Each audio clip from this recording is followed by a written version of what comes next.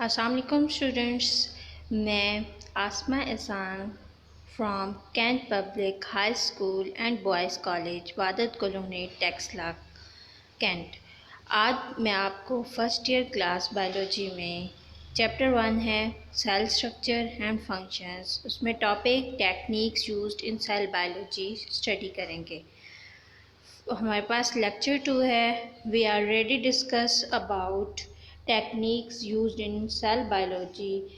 हम लोग ने फर्स्ट जो है सेल्फ वैक्सीनेशन टेक्निक स्टडी की थी। Today we will discuss about the next techniques that are used in the cell biology. Second technique are differential staining. सबसे पहले what is differential staining? When more than one different stain is used to distinguish or differentiate between different transparent part of cell, this is called differential staining. यानी कि जब हम one और more than one stain use करते हैं for differentiation for distinguish between different transparent parts of the glass cell जो होता है बेसिकली इसके जो पार्ट्स होते हैं वो ट्रांसपेरेंट्स होते हैं। उन पे हम डिफरेंट स्टेन्स करते हैं और स्टेन्स के बाद हमारे पास जो रिज़ल्ट्स आते हैं या जो हम लोग उनको डिफरेंट करते हैं, सेपरेट स्टडी कर सकते हैं, इस प्रोसेस को हम कहते हैं डिफरेंशियल स्टेनिंग। स्टेनिंग टेक्निक्स आ जाती है हमारे पास कि how we can stain. As most of cell components are transparent, so we use different stains and dyes to study and differentiate between these structures. As most of the cell component, ज़्यादातर जो cell components होते हैं are transparent, so we use different stains and dyes to study. फिर उनको different stains उन पे किए जाते हैं और डाइज किए जाते हैं ताकि ईजीली हम उनको स्टडी कर सकें। Such staining method are called staining techniques. अब फॉर एग्जांपल हमारे पास 3 बेसिक जो स्टेप्स हैं, जो टेक्निक्स हैं वो यूज़ की जाती हैं। डबल डिफरेंशियल स्टेनिंग है, सिंगल डिफरेंशियल स्टेनिंग है एंड वाइटल डिफरेंशियल स्टेनिंग। अब डबल डिफरेंशियल स्टेनिंग क्या होता है? To stain the nucleus we use haematoxylin while eosin is use to stain cytoplasm. जब हम लोगों को न्यूक्लियस की जो है वो स्टेन की ज़रूरत होती है, उसको स्टेन करना होता है, तो वो use haematoxylin. Haematoxylin are basically colourless compound that are used to blue red purple stain, और ये हमारे पास बायोलॉजिकल स्टेन होता है। नेक्स्ट हमारे पास आ जाता है eosin is use to stain cytoplasm. Cytoplasm is also colourless cell है, हमारे पास सेल का पार्ट है। इसमें एओसिन यूज होता है। एओसिन इज द एसिडिक कंपाउंड है। While this bind with cytoplasm salts जो है वो हमारे पास क्या होता है, ये साल्ट के साथ जब ये बाइंड होता है तो हमें बेसिक देता है, तो इस वजह से एओसिन जो होता है ये साइटोप्लाज्म की स्टेनिंग के लिए यूज़ किया जाता है। इस प्रोसेस को हम डबल स्टेनिंग कहते हैं और डिफरेंशियल स्टेनिंग कहते हैं। नेक्स्ट हमारे पास आ जाता है single staining. The use of single stain only is called single staining. If we can use only one stain, this is called single staining. For example, borax कैरामाइन।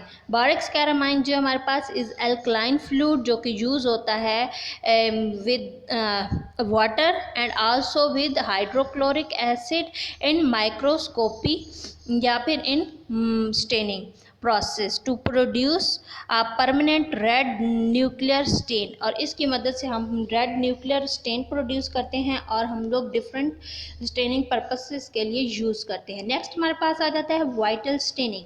Vital staining certain stains when used in low concentration are non toxic to living tissues and can therefore be used on living material.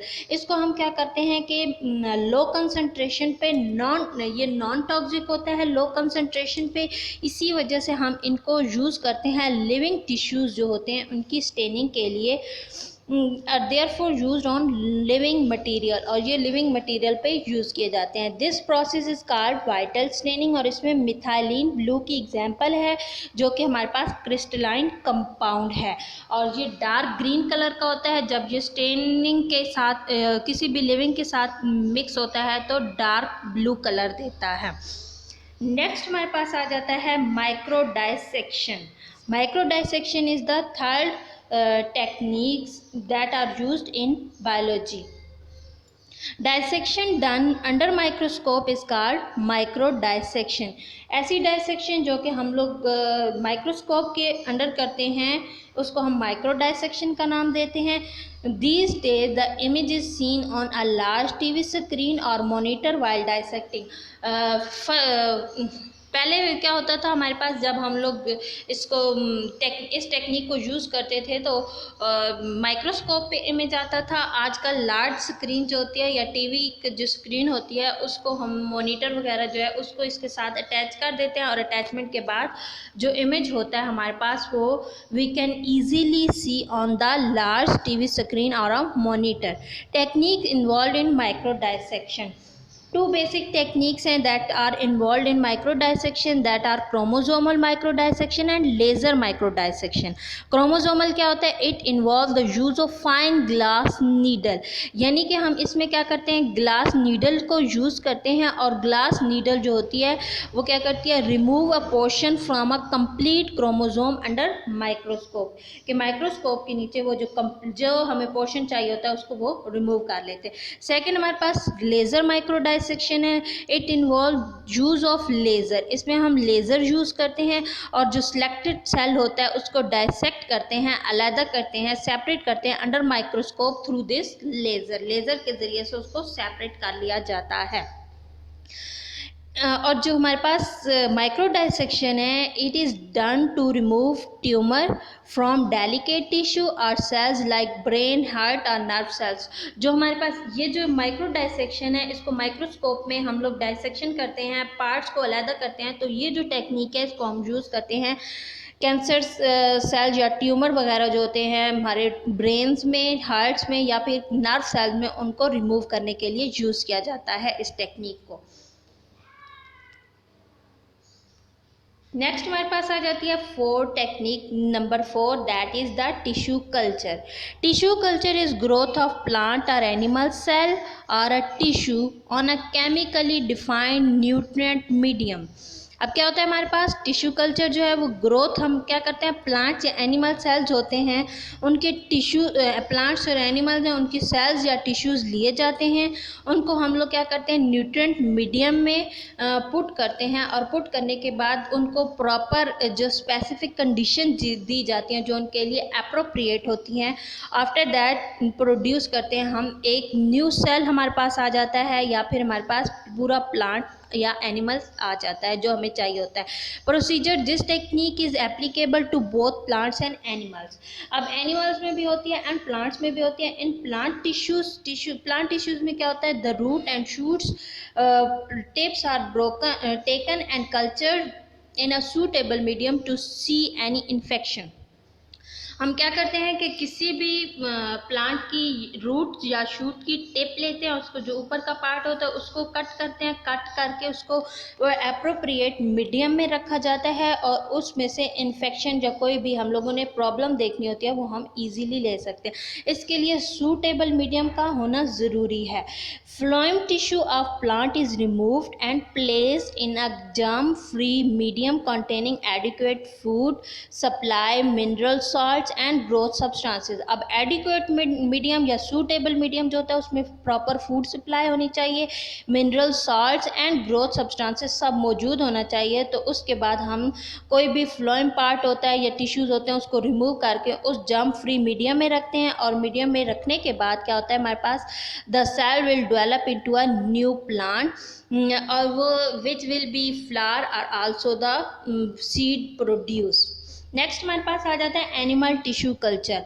Animal tissue culture is usually set up by growing individual cell to form a single layer of cell over the surface of a glass container, कि एक single जो है cell लिया जाता है उसको फिर हम लोग प्रोड्यूस करते हैं प्लेस करते हैं sorry on a proper medium appropriate medium, after that we can take different cells. For example if insulin की एग्जांपल ली जाए अगर हमारे पास, तो इंसुलिन का एक सेल लिया जाता है या क्रोमोसोम लिया जाता है जो ह्यूमन बॉडी में मौजूद होता है, उसको लेके उसको प्रोड्यूस करते हैं या प्लेस करते हैं कल्चर मीडियम पे, जिससे हमारे पास एक सेल की लेयर आ जाती है और उससे हम इंसुलिन प्रोड्यूस करते हैं, जो कि बेस्ट होती है for the diabetic patients.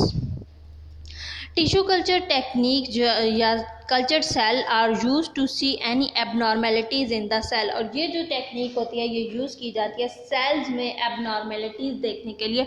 For example हमारे पास जो कैंसर सेल्स होते हैं उनमें एबनॉर्मेलिटीज़ जब देखनी होती हैं तो ये हम टेक्निक्स यूज़ करते हैं।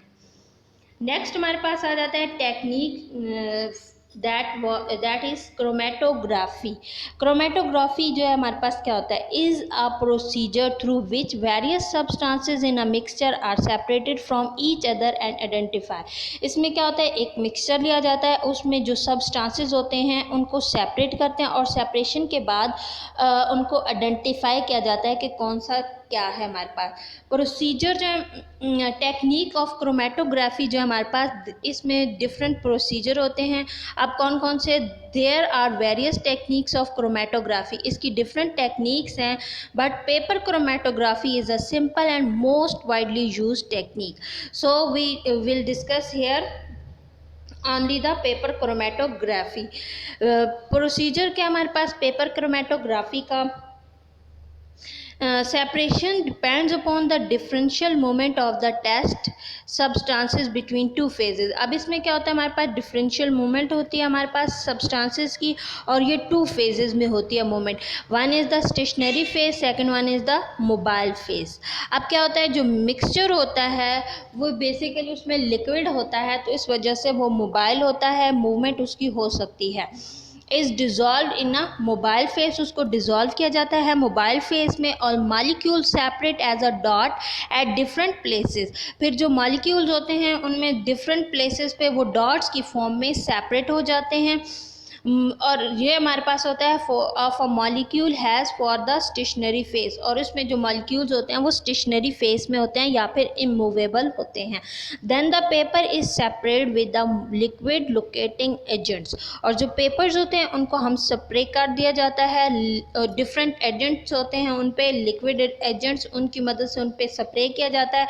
आफ्टर स्प्रे जो डॉट्स होते हैं as a colour, different colour की फॉर्म में हम लोगों को सीन होते हैं, शो होते हैं, दैट कैन बी सीन, और वो इजीली हम लोग उनको देख सकते हैं। This paper is called chromatogram, और वो जो पेपर हम लोग इसमें यूज़ करते हैं उसको हम क्रोमेटोग्राम का नाम दिया जाता है। और the operators that are used in chromatographic chamber, उसको हम in used chromatography are called chromatography chamber, उसको हम लोग क्रोमेटोग्राफी चैम्बर का नाम देते हैं। ये हमारे पास डायग्राम है, इसमें आपको डिफरेंट शो किया गया है। क्रोमेटोग्राफी चैम्बर है, इसमें क्या होता है, एक इसके ऊपर लेड है, पेपर है और सॉल्वेंट फ्रंट है इसका, ठीक है। और ये डिफरेंट स्टेन्स आपको शो किए गए हैं इस पे। नेक्स्ट हमारे पास आ जाता है paper chromatography is a simple and most widely use technique. ये हमारे पास सिंपल है और ज़्यादा यूज़ होने वाली टेक्निक है, और ज़्यादातर ये बायोकेमिस्ट्री की फील्ड में हम इसको यूज़ करते हैं to separate the mixture of protein, amino acids or photosynthetic pigments. ये था हमारे पास आज का लेक्चर। नेक्स्ट हम इंशाल्लाह डिस्कस करेंगे इलेक्ट्रोफोरेसिस।